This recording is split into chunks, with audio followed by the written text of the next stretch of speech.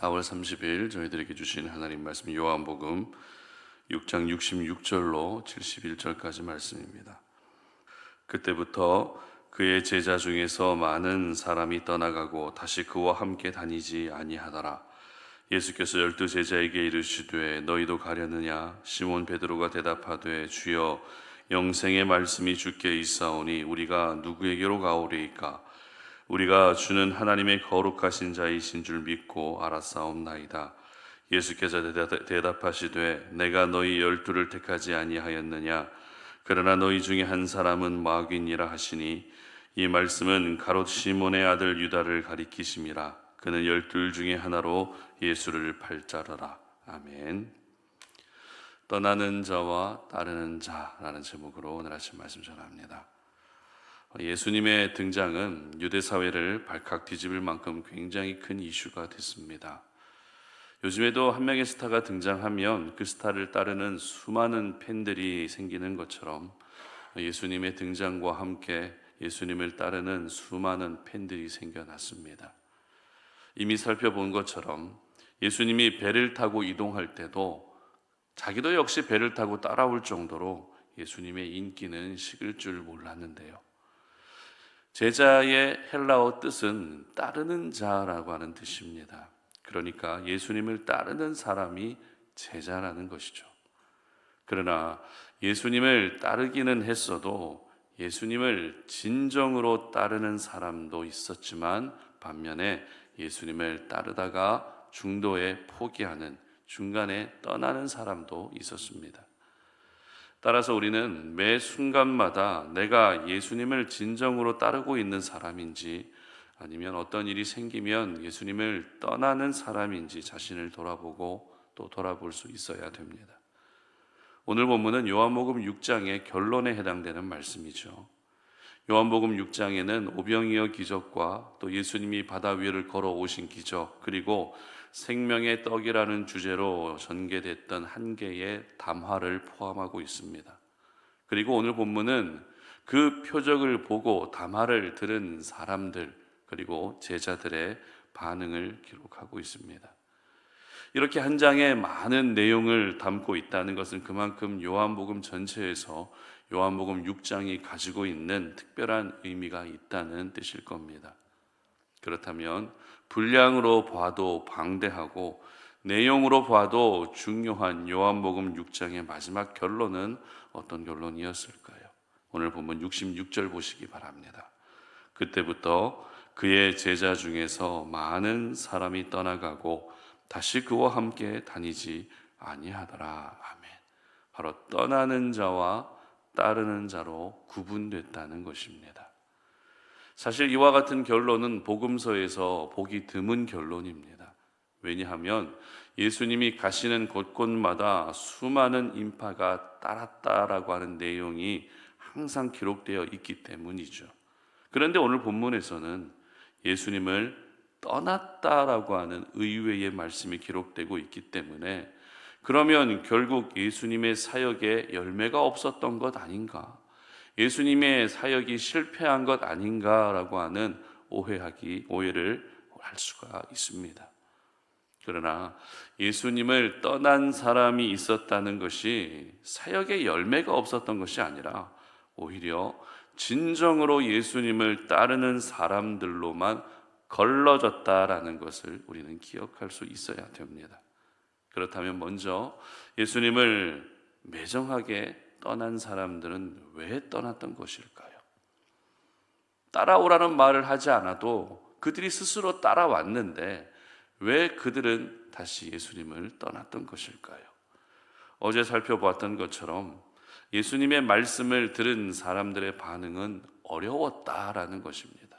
말씀이 도무지 이해가 되지 않아서 어렵다라고 많은 제자들이 이야기를 합니다. 여러분, 어려워도 믿음으로 받아들이게 되면 예수님을 따르게 됩니다. 그러나 어렵다고 해서 받아들이지 않는다면 결국 예수님을 떠나게 된다는 것입니다. 그리고 예수님의 가르침 하나하나가 그들이 생각하고 있는 내용과 사뭇 달랐기 때문입니다. 그들이 알고 있었던 율법의 가르침과 예수님이 말씀하신 그 말씀의 내용들이 매칭되는 부분들이 많이 없었기 때문입니다.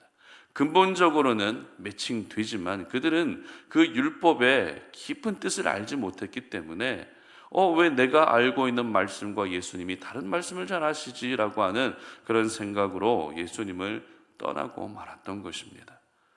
특별히 예수님이 하신 말씀을 보면 하나님을 아버지라고 참 많이 불렀습니다. 사실 예수님 입장에서는 하나님을 아버지라고 부르는 것은 당연합니다. 그러나 백성들 입장에서는 듣기 불편했을 겁니다. 어떻게 연약한 한 인간이 위대하시고 모든 만물을 창조하신 하나님을 아버지라 부르는지 이해가 되지 않았을 겁니다. 결국 이와 같은 불편함들이 쌓이고 쌓이다 보니 예수님을 떠나고 말았던 것입니다.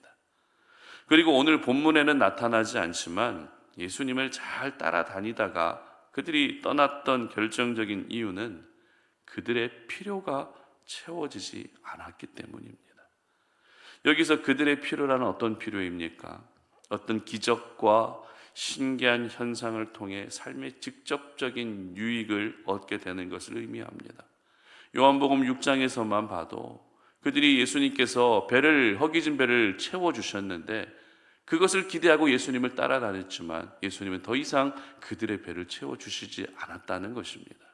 이처럼 무리들은 항상 자신의 배가 채워지기만을 바랬고 어떤 이 땅에서의 기적과 신기한 현상만을 바라보며 예수님을 따라다니고 있었던 것입니다.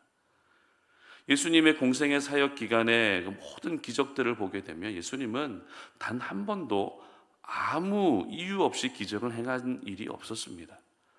보이는 대로 기적을 행하지 않으셨다는 것입니다.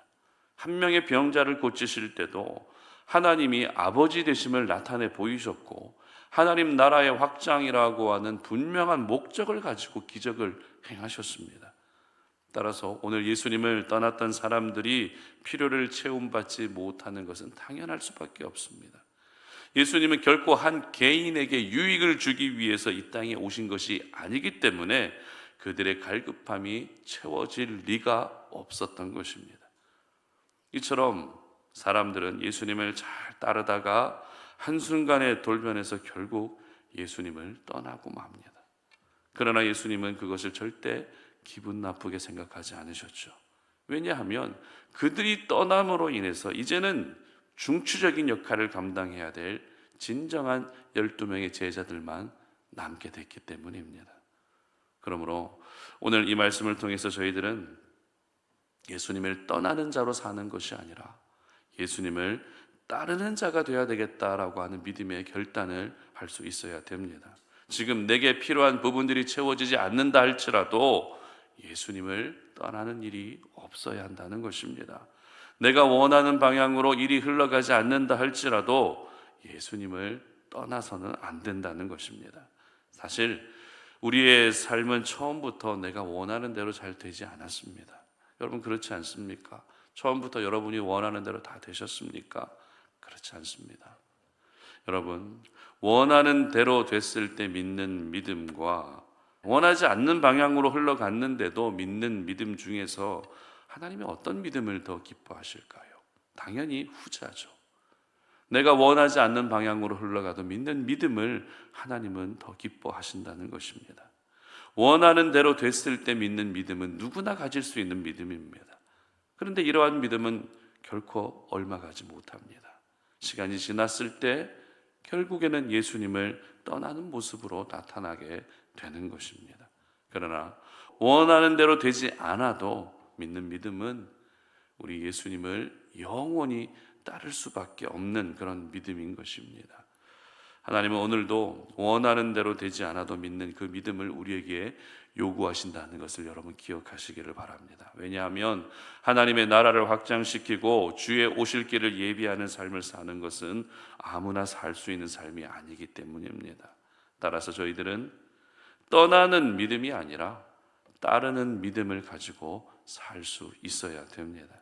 내 뜻대로 되지 않아도 예수님을 따르고 지치고 힘든 상황이 있어도 예수님을 따르는 그런 믿음의 사람이 될 수 있어야 되는 것입니다.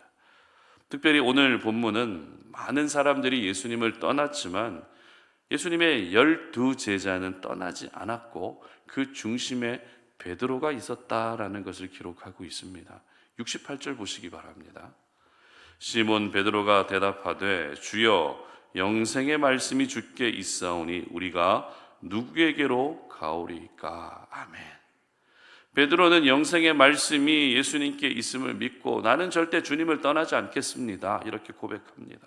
그리고 이어지는 69절에서는 주는 하나님의 거룩하신 자인 줄 내가 알고 있습니다라고 하는 참 아름다운 고백을 합니다. 그렇습니다. 생명의 말씀을 경험하면 우리는 예수님을 절대 떠날 수가 없습니다. 예수님이 하나님의 아들이심을 믿는다면 우리는 예수님을 절대 떠날 수 없습니다.